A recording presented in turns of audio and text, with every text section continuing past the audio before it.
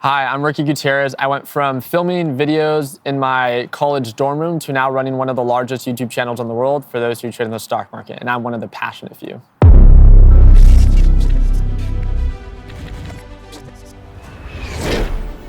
Today I really enjoyed my interview with Omar, talking a little bit more about my backstory and how I got started and scaling to a point now where we've built this multi-million-dollar empire. I hope that you guys enjoy. Hey guys, welcome to this special episode of the Passionate Few podcast today. It's your host, Omar here, and today you're in for a treat because we get to sit down in our brand new interview here with none other than one of Arizona's youngest multi-millionaires who's done so through real estate investing, stocks, and flipping cars, just to name a few things, but a serial entrepreneur who literally started from very humble beginnings and from his teens went from being a kid in his dorm room making videos to now reaching almost 1 million subscribers through YouTube and building a multi-million-dollar portfolio, including $1 million plus position in Tesla, as well as a car collector and tons of other things you'll be blown away to find out in this interview from, at the time, somebody who's only 26 years old. So I promise you guys will be blown away, inspired, and make sure to pay attention to the very end because you will leave with a gem that you can apply to your life to take it to the next level. And also, if at any point you're watching this interview and you're like, man, I would love to share my story, my products, my service, and be interviewed right here on the show and potentially partner with us to help feed 1 million people through Feeding America, well, you're in luck because you can right now apply in the description below either during or after this interview to see if you'd be a good fit to be interviewed on the show either in person or via Zoom. Want to find out more? Simply apply in the description below and see if you're a good fit. But with no further ado, I want to encourage you guys to sit back, relax, enjoy this powerful interview with Ricky Gutierrez. I appreciate it. Thank you for having me. Absolutely, Ricky. It's been a long time coming. I know we've been trying to do this for a while.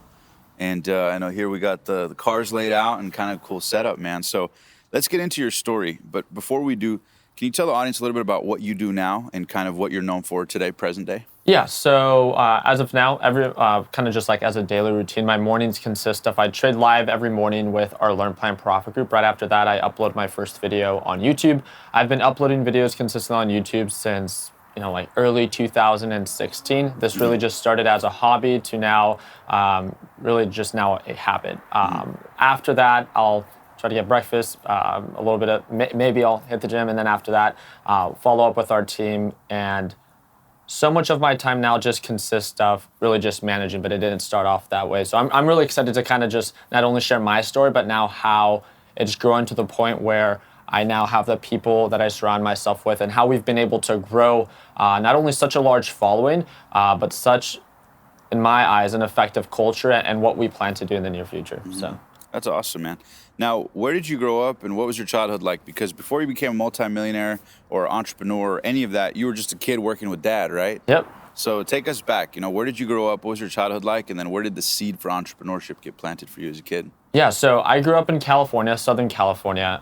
Most of my childhood, so we moved to the Yorba Linda, Placentia area when I was in second grade, right? But right before that, I grew up in Paramount, Bellflower area. My dad is a tile man. So my weekends consisted of every single morning at 6 a.m. or 5 a.m., he would have some form of job site that was 30 minutes, an hour away. I was, anywhere from 5 years old. I remember my cousin used to live with us, and either him and I would go with my dad, or even up until 12 to 13 years old. He just instilled a really good work ethic in me, and I think that I learned a lot from, he had such a big passion for laying down tile as obscure as that might sound today. I think that's where my passion for now, how I've transitioned into entrepreneurship and especially trading the stock market. I just remember growing up every single weekend, and he would remind me, this is why you have to do good in school, and if you don't want to do this for the rest of your life, you need to make sure that, you do well in school, you get a good degree. That was kind of the idea, especially both of my parents coming from Mexico, both immigrants. I think just made it very clear that if I didn't want to do that for the rest of my life, which I'm going to be completely honest, I did not enjoy waking up super early in the morning to lay down tile. Although I saw the passion that my dad had for his work, I just knew that was not my calling. And I think that's what really motivated me to begin to explore other options. I didn't just randomly wake up one day and was I want to trade in the stock market. It was definitely not like that, but it stemmed from understanding that I didn't want to do that. I wanted to do well in school. I was originally working towards trying to become a project engineer or a project manager. That's what I was going to school for. And one thing leading to another. I was buying and selling cars, buying and selling phones, kind of like I'm sure a lot of the people watching these videos. And one thing leading to a hobby, and some more successful than others. I just really began to grow a huge passion for the stock market. And how old were you when you started doing your own entrepreneurship stuff, like flipping phones or whatever? Yeah, my brother, when he was 23 years old, opened a used car dealership. And I remember this was in San Diego. So for half your team, they're from there. So I remember going there on like either 3-day weekends. He would allow me to come visit. My brother was like a huge just motivation for me.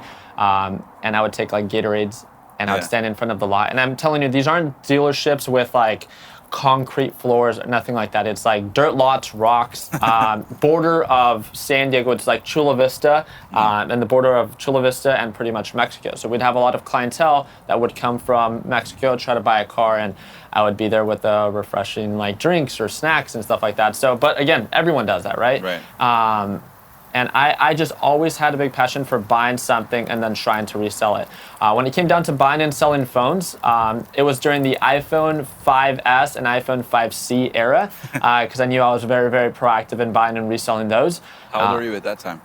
I want to say 15 or 16. I was also buying and reselling on eBay. This was something that I did with my cousin. So we were, to my understanding, especially in our area, one of the first like eBay super sellers when we got to a point.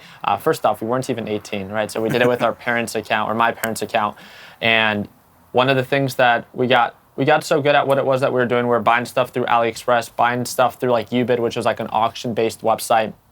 And we would, we began to sell so much on eBay that normally when you open up an eBay account, you have to wait 14 to 21 days for you to have access to whatever it is that you sold. But we were so proactive with what it was that we were doing, and we sold so much that our account became an eBay like super seller account that we had access to our money like right away. And we just were on the hustle for about like a year to a year and a half. And as we grew older, we just got into different hobbies. He began selling on Amazon. I began to focus more on buying and reselling cars. And that started when I was 18. And that was on your own like curiosity, or did somebody show you the way? My brother. My brother was, again, a huge motivator for me because he went out of his way when I was 18 years old. He took, I think it was like $2,000 or $3,000 that I had, and he was okay with assisting me on my first car flip. And this is one, again, he has his dealer's license. So we went, if you guys have ever bought and sold a car through auction, it was called insurance auto auctions, which is like salvage title cars. And that was a very big focus for him. So he bought a car, and it was a Honda Accord or Honda Civic. He bought it for, it was a 2013, what was it, 2012, 2013. I'm not too sure. It was pretty messed up, but he said we can buy it for $2,000 to $3,000, about $5,000 in repairs, altogether about $8,000, and then we could sell it for about $13,000. He allowed me to be a part of that process. I didn't do anything other than give him money, but it's because he like sparked my interest in knowing that I could make money, buying something, putting some time and money into, and then being able to resell it. That I think that's really what sparked my interest in that, which later grew to a point where now we're one of the youngest people here in Arizona that own a car dealership. And it's a used car lot, and it's very similar to his where it's a dirt lot, it's nothing fancy. But it's so cool how a simple hobby and just the spark of interest can eventually lead to something so much greater. Yeah, the power of passion. Yeah, absolutely. Now, talk to me about what drove you at that age, because most kids might have tried these things, but you tried them with an intensity. Was it because the fact that mom and dad maybe instilled the fact that you need to set yourself up financially? Was it your brother? What for Ricky? Forget about everybody else. For Ricky, what was it that kept the pulse so hot? What is it that kept you on it through your teens? So in 2007, 2008, I always viewed my parents, again, my parents being like two Hispanic individuals. My mom was a stay-at-home mom. My dad worked. You know, that was kind of like a very traditional household. We were a very close family. I kind of grew up with the mentality that there's no such thing as real friends. It's just your family, and that's all that your life should consist of. Family and work. Family and work.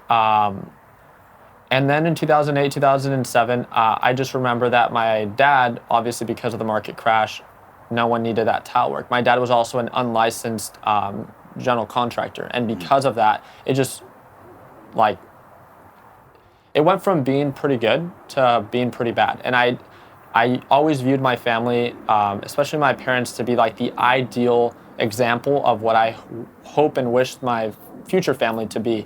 And when I saw them struggle, and when I saw my parents borderline, talk about getting divorced, losing the house, my mom not wanting to get rid of the house, and then that being a breaking point for my father, just being like walking in eggshells. I would come home from school hearing my mom cry every day in the bathroom, and it was just because of the idea of how bad they were struggling financially. And my dad's like, look, the market isn't doing good right now, we can sell this house. It was a very logical, and I was on my dad's side originally where it made sense. Let's sell the house. We're going to move to Barstow or Victorville. I vividly remember this conversation because it was such a turning point for me where at that point moving forward, I didn't want my parents to have to pay for anything that I would ever ask for. Yeah. And I think that's where it really stemmed from, where it got so bad to the point, I'm all about being frugal, and that's originally how I started. But it got so bad that I remember, especially being Hispanic, we have 100 cousins, right? And I'd have a bunch of my we'd have all our cousins come over. My dad would ask, oh, let's go to McDonald's, and I would order off the dollar menu, and I would punch my cousins when they were in line ordering drinks, when they were ordering things that weren't on the dollar menu, because I knew it was such an issue in my family. But of course, my family is not going to openly talk about it. Right. And I think that became very unhealthy. But it's that unhealthy obsession and becoming so just aware of their financial issue and how that affected what I viewed to be such a stable family. I just knew that I wanted to get to a point where my future family never had to be in that same position. So you were literally thinking that in your teens? Yeah. Wow. Yeah. And then how did you get into stocks? Where did that come about? Because now you've helped thousands of people, not tens of thousands. I know you've got Facebook groups with over hundreds of thousands of people, right? Yeah, we have 300. We just hit 310,000 members within our free Facebook group, making us the largest Facebook group in the world for those who trade in the stock market. And it started with my brother. He got me into watching UFC videos, right? Everything that my brother did, I just wanted to do. And what's your brother's name? Roy. So you were little brother Ricky, yeah. Yeah, and he was just my idol. At 23, 24, again, him being a car dealer, he would come home with Hummer H2s, Dodge Vipers. I just thought he had pretty girls. I was just this is what I want. This is my idol. And he would take me to watch the Fast and the Furious movies. And I remember seeing the GTR. And I was just dude, I want to buy a GTR. I searched up how much money it cost to buy a GTR. And that's where it began to get to the point where when I was buying and reselling phones, buying and reselling cars, and learning how to try to trade in the stock market, it was much easier for me to understand how to buy and sell a car versus how to consistently make money in the stock market. But it started all around the same time, where I was searching up quick ways on how to make money, and it was very popular back then before, that was one of the search results. And that's what sparked my interest. I didn't actually consistently start pursuing it until much later, but it's because of that simple idea of I was motivated by a GTR, and I one day just wanted to get to a point where I could afford one. And that's what led me to people that watch your videos, especially, all the amazing people that you've had on your channel, everyone comes from such different backgrounds and such different reasons on why they got started. Right. Although that mine got started with the idea of one day wanting to buy a GTR, when I was 21 years old and I bought my dream car, I realized it was not what I expected. Just to put it in perspective, I flew to San Francisco. I was 21 years old. I think it was 3 months, I think during March of 2016. And I bought the GTR. I was driving it back from San Francisco back to Arizona, and the check engine light came on. No way, on the way back. Yeah. And it ruined the overall experience for me. I then began to see how expensive it was. I wasn't a very social person. I didn't go to car events. I didn't have many friends. So then I worked from, I worked so much from home. I didn't go out to eat, anything like that. So it was just I never really drove the car, and I caught myself to a certain point where I began driving the car when I didn't need to, just to get that attention. And then that's when I began to see how sad it actually was. Although that was what motivated me, now how much was the car?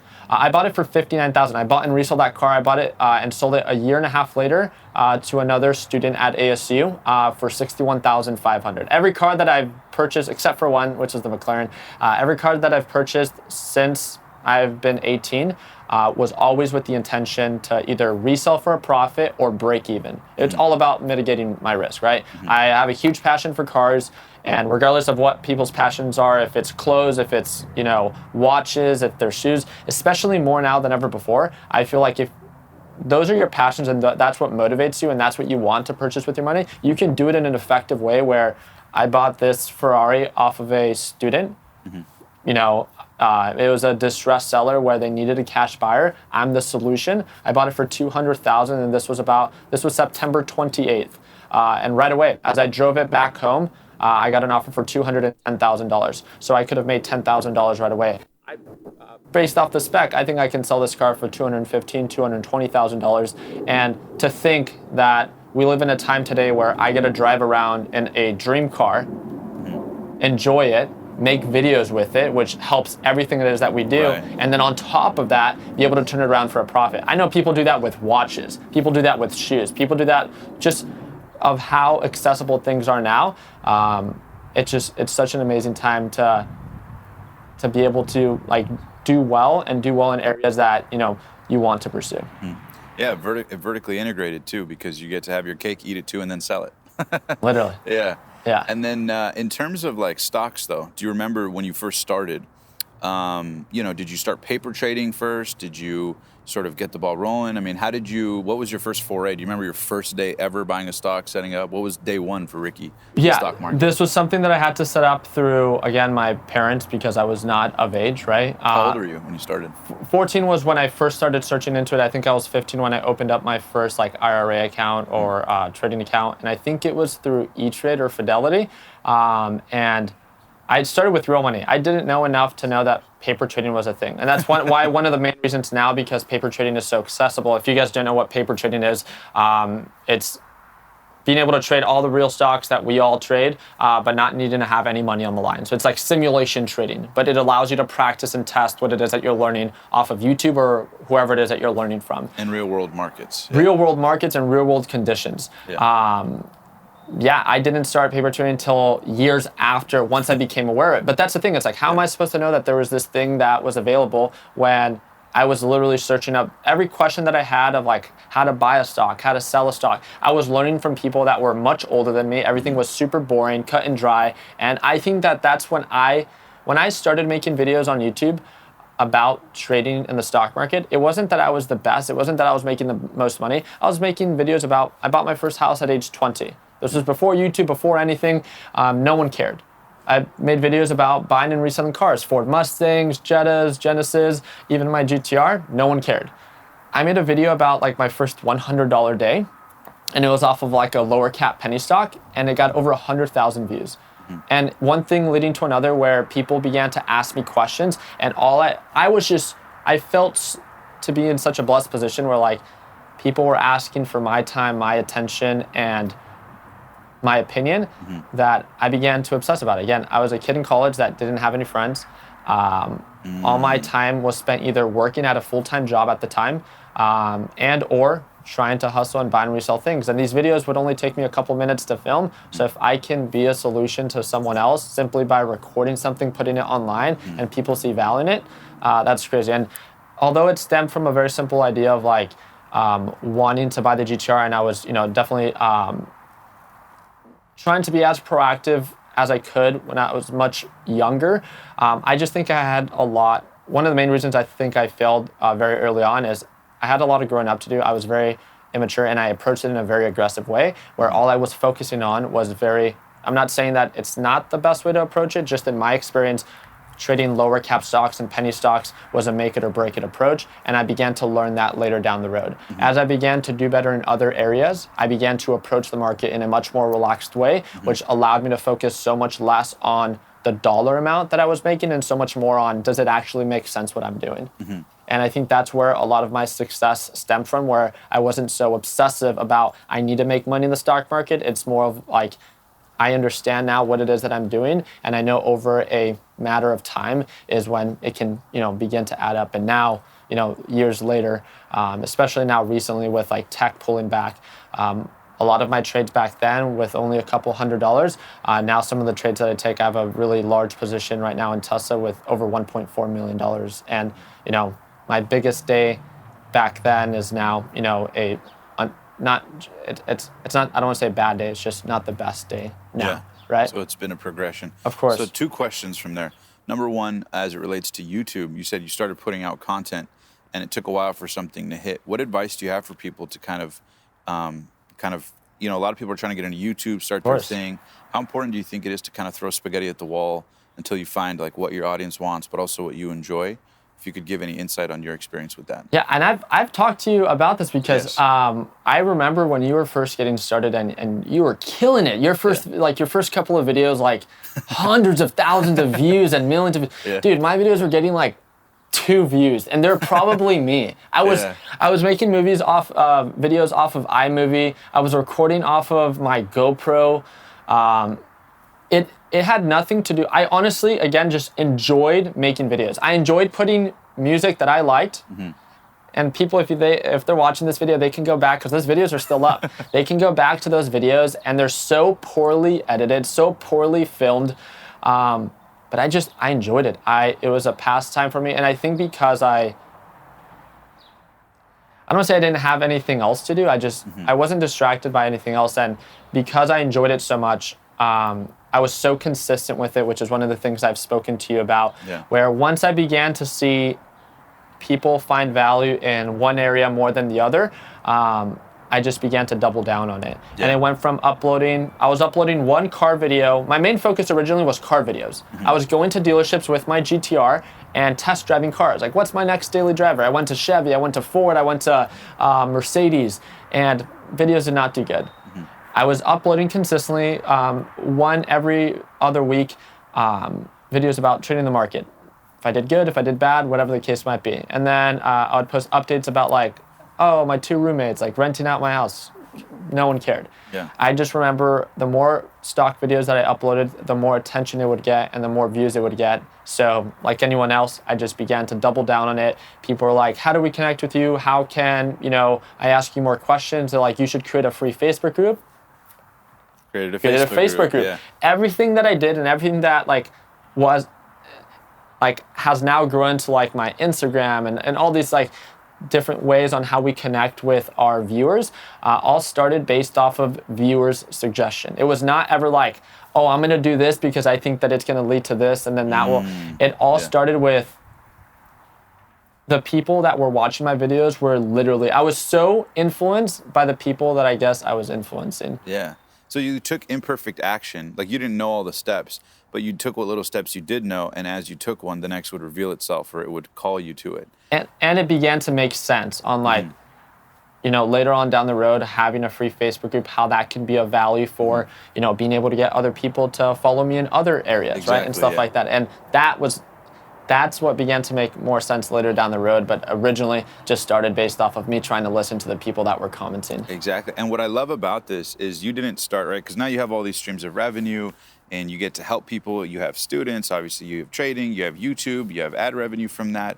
You guys have the Tech Bud solution with apparel, but all these different things just started with a dude filming a video that nobody watched. Yep. And you just kind of kept taking imperfect action with it. How many videos did it take to catch traction? Because I know a lot of people watching this put up I'm sure you've seen it. They put up 4, 5, 6 videos, it doesn't work, and they're like, screw YouTube. Literally. Yeah. Probably dozens, right? Oh, no. Dude, I have more videos on YouTube than any other trading YouTuber. I have over 2,000 videos. Yeah. I want to say probably over 50 to 100 videos before I even started making any money. Because back then, you had to hit, I don't know how it is now, but you had to hit a certain tier. Yeah. I remember when they sent me like $136. Yeah. And I was just like, I am getting paid off of making YouTube videos. Yeah. I thought I made it. I started, my biggest focus back then was, I had my first house, right? I was renting out the 2 rooms there. I was going to ASU. 6 months later, I bought my neighbor's house. My biggest focus then was, as I was making videos and I was trading, my biggest focus was just reporting my rental income to then work with my lenders to be able to qualify for more property. So then I bought my neighbor's house, rented those 4 rooms in that house, and then started reporting that, then bought 2 other rentals. And as I was doing all that, it wasn't even, I wasn't even talking so much about that on YouTube. I was just literally just trying to figure things out along the way. And I now with everything that is now online, and how accessible things are and how structured things are. It just wasn't like that back then. And I'm just like in such a blessed position now where I fortunately was able to connect with like the right lenders, the right real estate agents, where they're able to guide me in the right direction. And although in the very beginning, you know, it started with making a couple $100, even a year. I think it literally was a year and a half after I started my YouTube channel that I made like $100. But I remember as soon as I made my first $136, I got so excited because I was like, I'm gonna put this towards my income, which will then allow me to qualify for more properties. It went from $100 the next month to $300, the next month to $500. When I hit 1,000, I was like, I'm making $12,000 a year off of making videos on YouTube. I remember sitting on my parents' couch because I went to go visit them for a holiday. I swear, it was just so surreal to me. I was working at Verizon Wireless. I've talked about this openly before. Like, I love commission-based jobs. If you're gonna have any job while you're in school, I think a job that pays you beyond your hourly wage is super, super important. That really allowed me to qualify for these properties. And I just remember calculating, I need to sell these many phones, I need to sell these many cars, I need to, you know, make this much in the market, I need to make this much off of YouTube, my rental income, my income from Verizon. I was like, dude, I'm gonna buy everything in Arizona. And it was— How old were you when you bought your first house? You said 20. I was 11 days away from being 21. So did you do like a 10% down or what? 10% down, yeah. Again, back then I grew up in California and the cost of living in Arizona was much less. I bought my house for $167,000. This was in 2015, and I think it was December 21st. So you put $16,000 down, give or take? Around there, yeah, with closing costs. And I'm so curious, how much did you have in your bank account separate from that $16,000 you put down? What percent of your liquid net worth? Just because a lot of people would say, did he go all in, or did you kind of have No, cushion? I was really good at saving money. I want to say like around 80,000. What's the key to saving money for people out there? Because I know a lot of people ask you that, like, you know, as soon as they make a little bit of money, You're like, your people parents say you're nearly frugal, right? Was people, that? People Yeah. say you're pretty frugal, right? You're I was much more back then. It's really hard to stay frugal when there's a Ferrari behind me. But again, I buy and resell them, right? Yeah. But and I kid you not, my dad's super frugal. I grew up with that around me, right? I'd have to wash my paper plates, and also, it's a lighthearted joke, but it's like my parents nearly getting divorced over money really instilled in me that I don't want to ever be in that position, right? And because of that, it wasn't a question of like, I didn't enjoy the finer things in life. I didn't care for more expensive food. I ate Raising Cane's every single day when I, was in Arizona. My biggest focus was just increasing my income, trying to qualify for more properties. That was all I obsessed about 24/7. I had a relationship back then, and it became so obsessive about what it was that I was doing that I gave it up because all I wanted to focus my time and attention on was just my work and building. You know, if they didn't align with like what I was trying to build, then it just wasn't going to align with my future self. And I saved literally everything. I think even to the point, even when I met you, other than my business expenses, I think I was spending about $1,000 to $1,500 a month. And that was when I was in college. When I was making over $1 million a year. How old were you when you made your first million? When I made my first million, I was 23. Within a year, when I had over $1 million, all together with my assets, 22.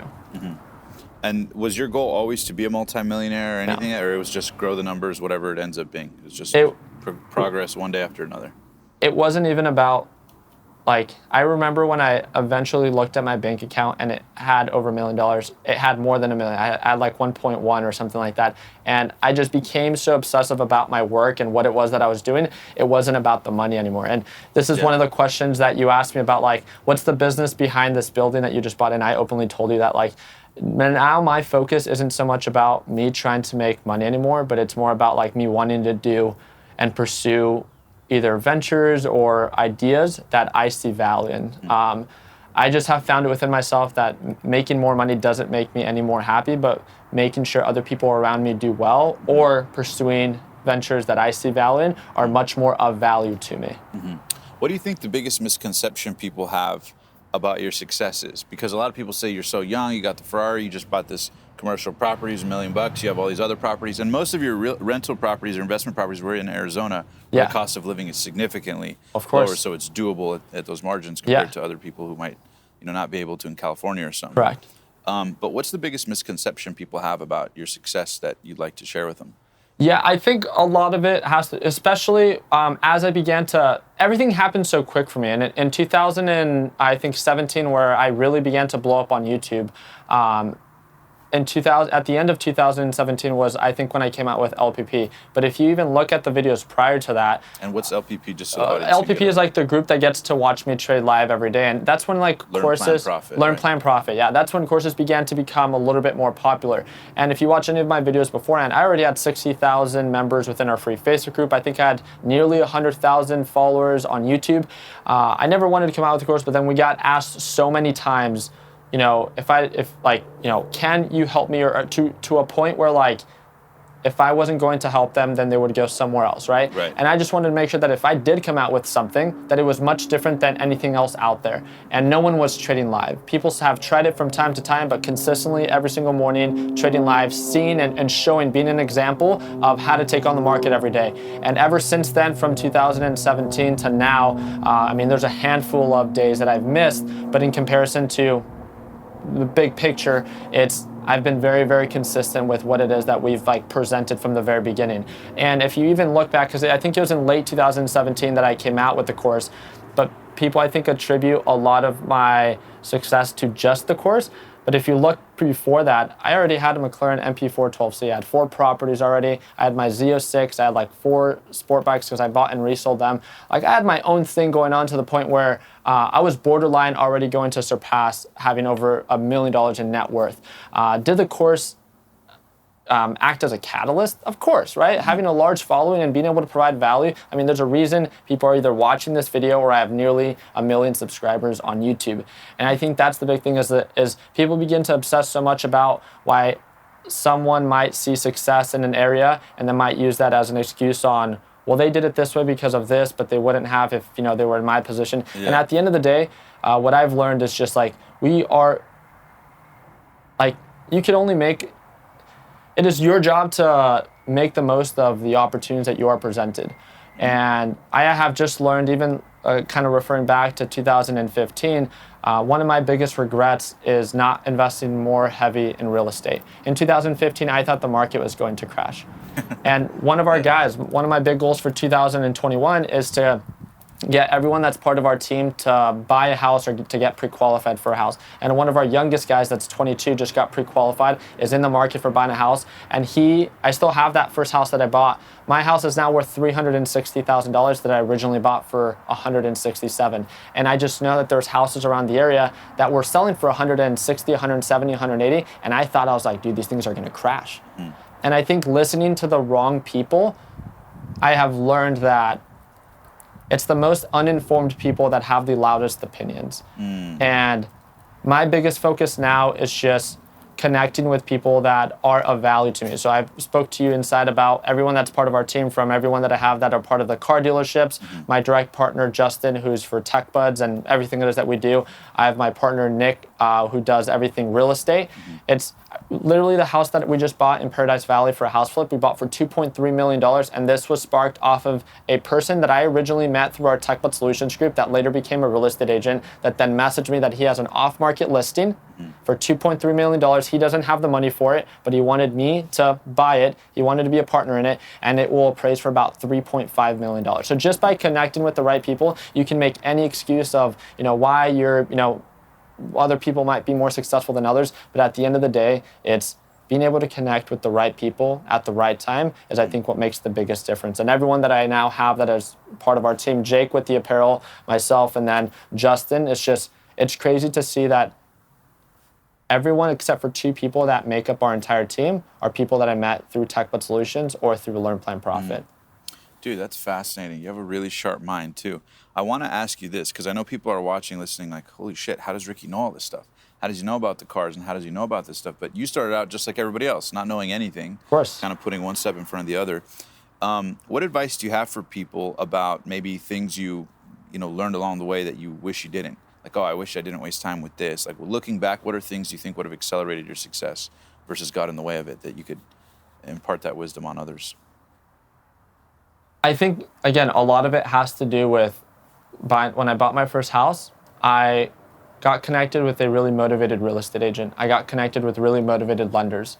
And everyone and their brothers and sisters wants to buy a house, but they won't take the time to understand what it takes to buy a house. And we've talked about this before. A good deal on it. Yeah, to understand what makes up a good deal, to understand what I need as my income, my credit score, what I need to have as a down payment. These are all prerequisites. So you can hope to be a millionaire. You can hope to buy your house. You can hope to buy your dream car. But if you don't have a roadmap to how to actually get there, it's just, I find it to be very naive for you to have those hopes and those desires without you taking any form of action. People love to also ask me, what books do I love reading? And I'm sure you know, I personally, and this is again an area of opportunity for myself, I have not read many books. Everything it is that I've learned, everything it is that I've, am now a little bit more well-versed in is all from trial and error and connecting with people that were informed me on what to do, what not to do. It's not that it was perfect. It's not that it was a perfect roadmap to get me to where it is that I am today, but through trial and error and having a huge passion for it, I think that's what really allowed me to overcome the obstacles where I was first told by 2 other real estate agents before I connected with Edgar, who represented me for my first house, that they wouldn't represent me because of my age or I didn't make enough money. Same thing with the lenders. They had to be more creative because I didn't have a full 2-year work history. But not taking no as an answer, and in a world full of problems, learning to be a problem solver. I think that's what really made the difference for me. Dude, that's powerful. What about in terms of mitigating your emotions? Because I'm sure in stocks, right, a lot of people get emotional doing it for so long. You've been trading for almost a decade now? Yeah, full-time, 6 years. Yeah. And, doing that, and then you got real estate, you just got $1 million building, you got a team. Obviously, you have a lot of different projects and investments you're involved in, a $2.3 million property. You got a lot going on. The average 26-year-old or 20-anything-year-old, or the average person in general at any age, doesn't deal with that. After all these years of emotional management, how important do you find that managing emotions is in business, particularly as it relates to your experience with it, trading, right? It can be a very emotional experience. I'm sure you have tens of thousands of students around the world that talk to you about this. Yeah. How do you mitigate your emotions on those rough days when you're managing it all? So, or are you just always calm, cool? No, not at all, dude. It's a lot of nervous breakdowns. There's this quote that states, "It doesn't become less scary; you just become more comfortable being scared." And a lot of the most nerve-wracking or emotional market that I partake in is definitely the stock market, no question about it. I think with everything else, because I started with the stock market, which I view a market to be the most difficult to manage, when it came down to something much more approachable like cars, real estate, apparel, e-commerce, I can't say it was easy, but it was less difficult. Yeah. And because you can isolate the variables in advance, do your homework, research. Exactly. It's not predicated on news or the markets or exactly. Yeah, it's not so easily influenced by other catalysts and such unknown catalysts. Especially now, like crypto is super hot right now. People always ask me like, do I partake in crypto? And my just quick answer is just like, I don't understand it enough to partake in it, right? But I do have some money in it. And one of the things that I always love to share is regardless of what market it is that you want to partake in, you want to have enough money to feel motivated to follow up with it and take it seriously, but not so much that you become an emotional mess. And I think if you approach the stock market or any market in general in a very feasible and approachable way, where it's not so much money that does make you very ineffective, but it's enough money that it's not so little that you're just like, well, whatever, if I lose it all, or you don't take it seriously, right? And I think that's what's made the biggest difference for me, that when I started buying and selling cars, didn't start buying and reselling Ferraris, right? I started buying and reselling Honda Civics. When I started trading the market, I started doing it with a much more approachable dollar amount. When it came down to real estate, although I thought it was a big step for me, I did it in a way that it was a $167,000 house. Big picture, it's not that big of a deal now looking back, right? And I think a lot of where it stems from of being scared and just being scared in general is because you're uninformed of the risk involved. If you can make calculated decisions, it means that you at least have some form of understanding of your upside versus your downside.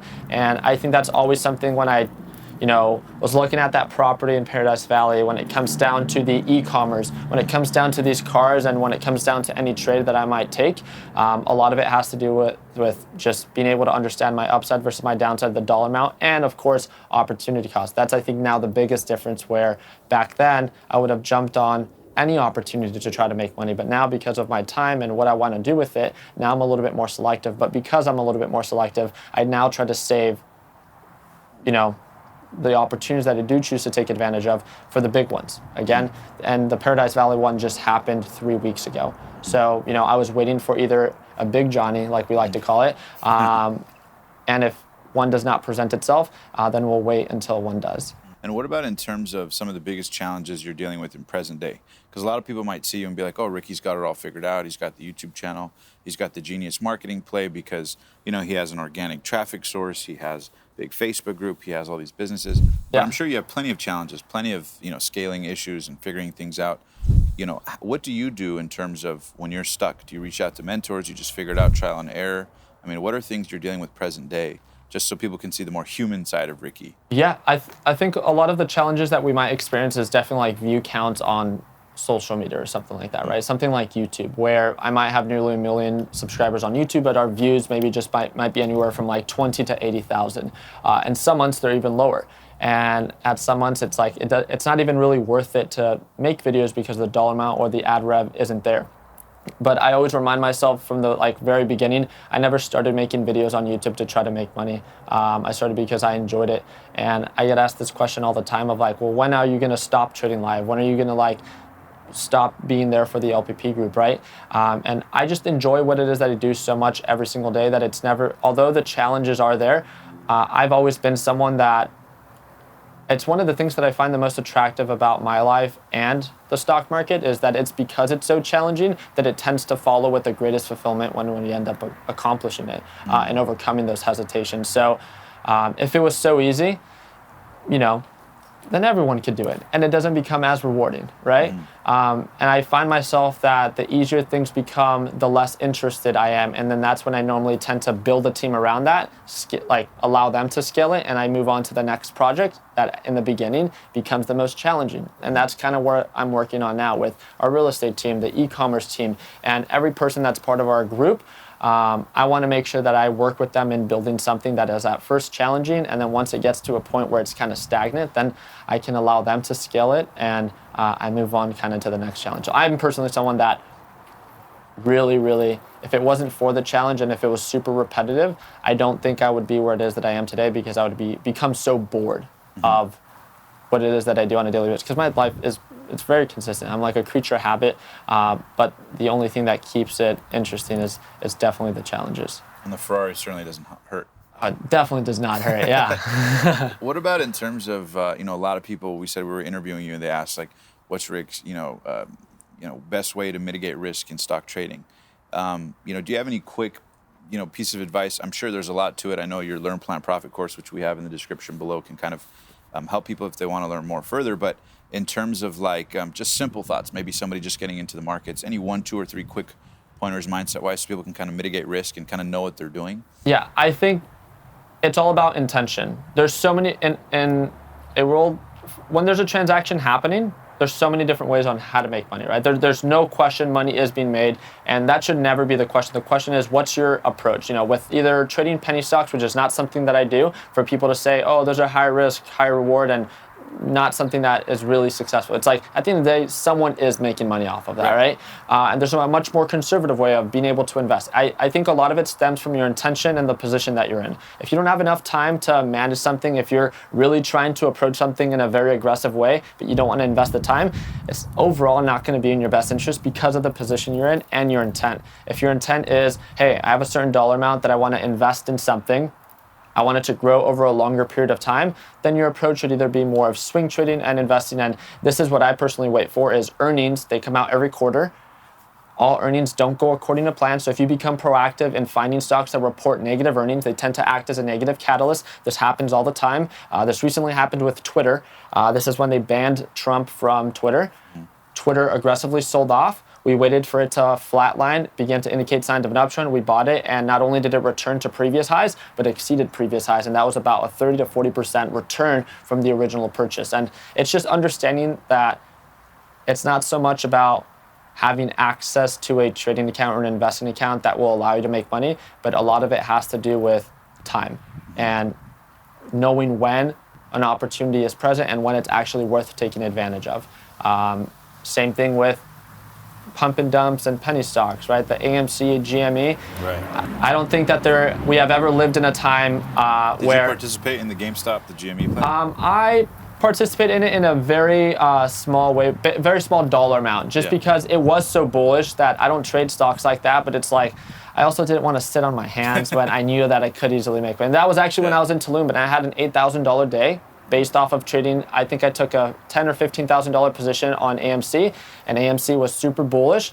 But again, it's all about your intention. I know, according to my understanding, I do not feel like AMC is going to hold for a very long period of time at those higher levels. So I'm going to approach it in a day trade aspect, as in I take a position, I write it up as it's super bullish, and I close out my position within the day. Because if I hold it overnight, and for whatever number I make up in my head that I plan to sell it at, if it pulls on back, when it pulls on back after market hours, after you hold overnight and then we go into the next morning, you can't manage your risk overnight. So if it goes from $10 back to $5, you just lost 50% of whatever it is that you had invested. And I think that's the biggest thing. You need to understand the intent. And I think that's a very broad still explanation. But I think once you begin to learn a little bit more about the stock market, the different ways on how you can make money versus aggressive and more conservative, you will begin to understand what stocks are worth trading, what stocks are worth investing, and the forms of risk that they each come at. So again, larger cap stocks, as in my Tesla position, I have the $1.4 million in there. I would not put $1.4 million in GameStop. But you are correct. If I did put $1.4 million in GameStop, I would potentially make a lot more, just as I could lose a lot more. Right, volatility of it. Yeah.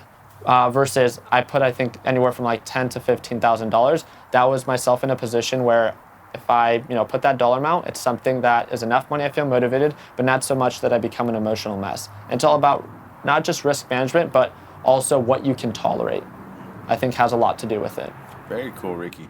Now I got to ask one more question before we wrap up here and play this quick little game. You shared a lot here about your story, some of the challenges, a lot of the obstacles you overcame, your family, all those stuff. But being on this side of the fence, right? Because remember you said early on you were kind of the shy kid. Yeah. You saw your brother with like pretty girls and the cars and a little bit of money, and you used to want that, right? You used to aspire for those things, and you worked for it at some level. Being on this side of the fence with the cars or the pretty girls or the things or the business and stuff like that, knowing what you know now, what advice would you give to that younger Ricky who was looking for answers, or maybe people around the world at any age that are looking for answers, that maybe aspire for those same things, or in whatever parallel their dreams might be? Yeah. Being on this side of the fence that you are now, what would you tell those people looking for answers on how to make their life work, how to make their dreams happen? Although I did want that when I was, again, getting started and viewed my brother like as an idol because of it, I wasn't a very social person, and I didn't have many friends like we were saying before.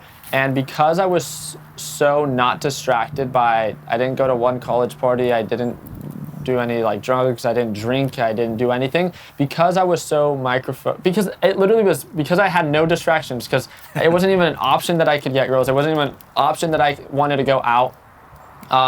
It gave me no other option to obsess about my work. And because I had no distractions, and that's what I think I also have to attribute a lot of my success to, because now being on this side where we began to go out, where we began to be around kind of that social life, now girls are into you, right? Because you're the guy on YouTube, right? And my girlfriend's right back there too.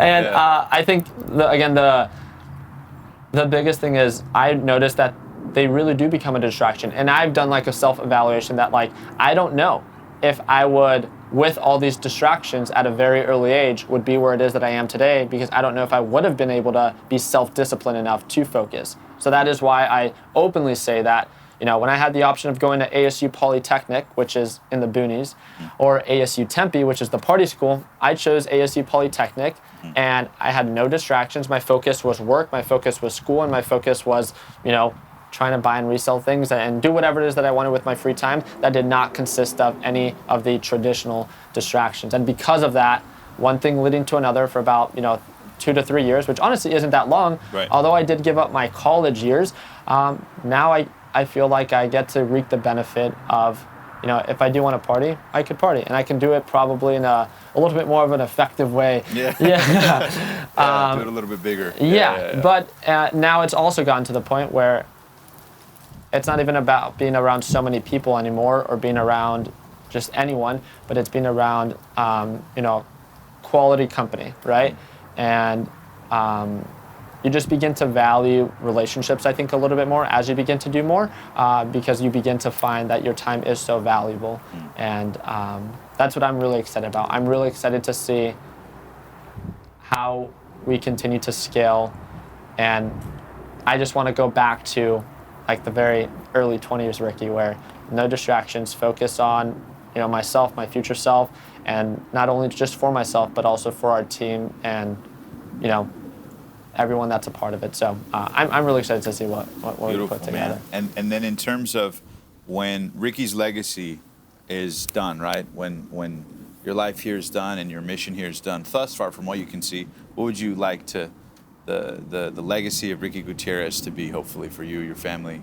I want to make trading more accessible. I want to make it more accessible to the point where if it's free, it's free, but so people make more informed decisions. It's one of the main reasons that I bought the building. I told you that it's going to be for LPP members, but it's like a WeWork where people can come on in. It's the first physical location where people can dock up their computers. We provide them with trading stations and just being able to trade among other traders. This is something that's never been done before, and to be able to provide that type of environment, I just want it to be, I know if I do it for traders in this part, people will then begin to do it in other areas for Amazon, for e-commerce, for Forex. And I think as we push away from the traditional side of learning and we take kind of,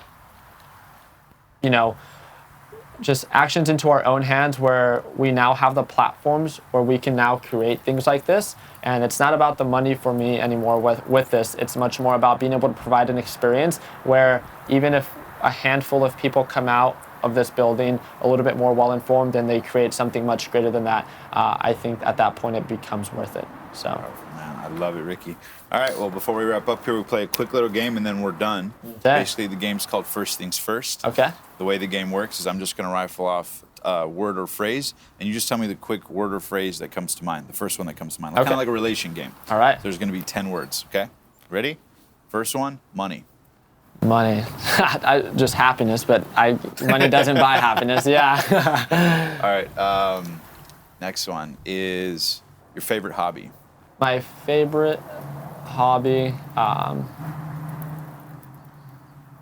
shoot, this is not as quick as I thought. I like taking on new projects with our team. So whatever the case, like when they have new ideas and then I make it happen, I really like that. When they take control and I'm just like the investors and I don't know. That's literally it's just like I love seeing other people happy in the way, like when they create something and I'm just of assistance for it. Your mom and dad's reaction to your success? No, very grateful. So where they understand that they don't really have to worry. I've realized that for like my family and especially my little sister, where it's just they know I can definitely take care of them. But there's also been some pushback where we grew up in a certain way that I just want to make sure that we don't overdo it as well. Yeah. Yeah. Very cool. Best advice you've ever been given? I think it stems back from, it wasn't so much about the best advice, but the worst advice of listening to the wrong people that are so uninformed. Of like not buying a house when I was in 2021, I think was one of the worst decisions that I've ever made because I listened to so many of the wrong people because I was so informed in a negative way where I became scared to take advantage of opportunities. So it's I don't know if I've ever been given such great advice. It's like, but it's just looking avoiding back. bad advice. Avoiding bad advice and just avoiding bad people that really hold you back. Yeah. What you do on tough days when you have a rough day at work?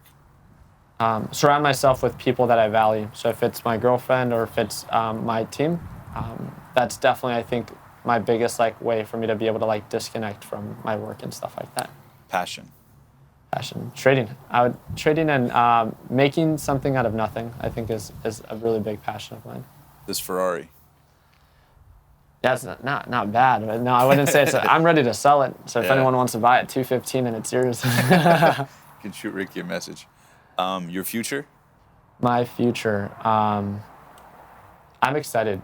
I think the next couple of steps, especially now as I reach my, later 20s, is my house right now, I have the series of partners that I have for all the different companies kind of live with me. I think it's time for me to kind of like move on my own and kind of start working on my life and my future life with hopefully my future family. So. And then last one, you ready? What you hope people watching this interview get out of it today to help make their dreams a reality?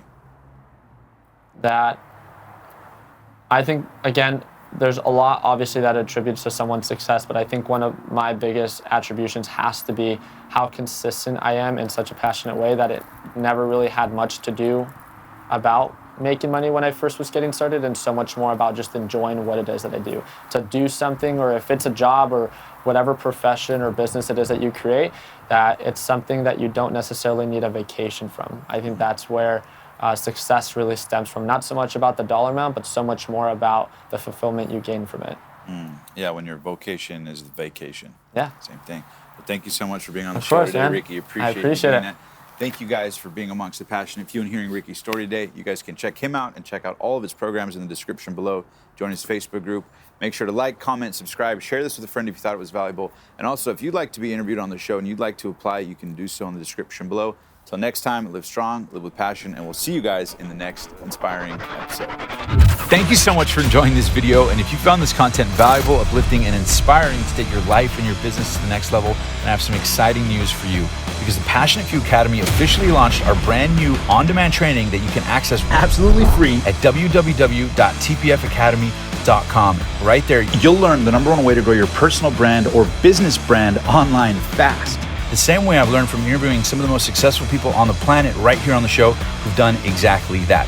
So again, don't forget to check it out, www.tpfacademy.com. I promise you'll be blown away. And also, don't forget, there's 3 ways you can connect with me further.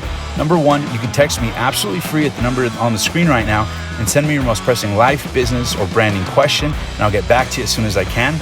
#2, if you'd like to be interviewed on the show, you can actually apply right now in the description below and apply to share your incredible story, brand, or business right here with an audience of potentially millions of people, the same way we've helped experts, entrepreneurs, and authors just like you. And don't forget, that opportunity comes with the ability to partner with us and help feed 1 million people through our partnership with Feeding America. Again, you can click the link in the description below titled Interview Application to find out more. And last but not least, #3, if you'd like to get consulting from our team and work with you to help you grow your personal brand or business brand, no matter what industry you're in, we can do that by simply filling out the questionnaire in the description below titled Consulting Application. And if our team thinks that you'd be a great fit, who knows, you may just be invited to work with us to help you take your business to the next level. All right, that's it. Thank you so much for enjoying this video. Make sure to smash that subscribe button, turn on post notifications so you never miss an episode. And until next time, live strong, live with passion, and I'll see you in the next inspiring video.